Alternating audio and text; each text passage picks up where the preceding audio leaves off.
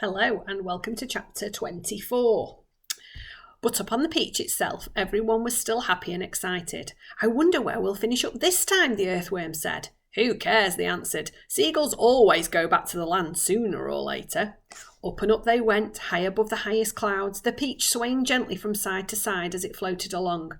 "Wouldn't this be a perfect time for a little music?" the ladybird asked. "How about it, old green grasshopper?" "With pleasure, dear lady," the old green grasshopper answered, bowing from the waist. "Oh, hooray! He's going to play for us," they cried. And immediately the whole company sat themselves down in a circle around the old green musician, and the concert began.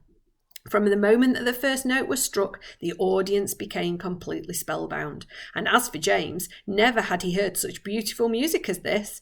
In the garden at home on summer evenings, he had listened many times to the sound of the grasshoppers chirping in the grass, and he had always liked the noise that they made. But this was a different kind of noise altogether. This was real music, chords, harmonies, tunes, and all the rest of it. And what a wonderful instrument the old green grasshopper was playing upon. It was like a violin. It was almost exactly as though he were playing upon a violin. The bow of the violin, the part that moved, was his back leg. The strings of the violin, the part that made the sound, was the end of his wing. He was using only the top of his back leg, the thigh, and he was stroking this up and down against the edge of the wing with incredible skill, sometimes slowly, sometimes fast, but always with the same easy flowing action. It was precisely the way a clever violinist would have used his bow, and the music came pouring out and filled the whole blue sky around them with magic melodies.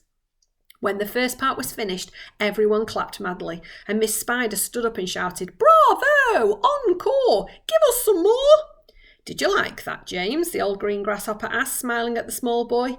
"Oh, I loved it," James answered. "It was beautiful. It was as though you had a real violin in your hands." "A real violin?" the old green grasshopper cried. "Good heavens, I like that, my boy. I am a real violin. It is part of my own body." "No," he answered, "not all. If you want to know, I happen to be a short-horned grasshopper. I have two short feelers coming out of my head. Can you see them? There they are. They are quite short, aren't they?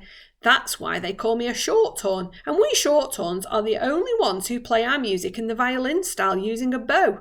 My long-horned relatives, the ones who have long curvy feelers coming out of their heads, make their music simply by rubbing the edges of their two top wings together. They're not violinists, they are wing rubbers, and a rather inferior noise these wing rubbers produce too, if I may say so myself. It sounds more like a banjo than a fiddle." "How fascinating this all is," cried James, "and to think that up till now I had never even wondered how a grasshopper made his sounds." "Oh, my dear young fellow," the green grasshopper said gently, "there is a whole lot of things in this world of ours that you haven't started wondering about yet. Where, for example, do you think that I keep my ears?" "Your ears? Why, in your head, of course." Everyone burst out laughing. "You mean you don't even know that?" cried the centipede. "Try again," said the old green grasshopper, smiling at James. "You can't possibly keep them anywhere else." "Oh, can't I?" Well, I give up. Where do you keep them?" "Right here," the old green grasshopper said. "One on each side of my tummy." "It's not true." "Of course it's true. What's so peculiar about that? You ought to see my cousins, the crickets and the katydids, where they keep theirs." "Where do they keep them?" "In their legs, one in each front leg, just below the knee." "You mean you didn't know that either?" the centipede said scornfully. "You're joking," James said. "Nobody could possibly have ears in their legs." "Why not?" Because it's ridiculous, that's why." "You know what I think's ridiculous," the centipede said, grinning away as usual. "I don't mean to be rude, but I think it's ridiculous to have ears on the sides of one's head. It certainly looks ridiculous. You ought to take a peek in the mirror some day and see for yourself." "Pest!" cried the earthworm. "Why must you always be so rude to everyone? You ought to apologise to James at once." And that's the end of chapter 24.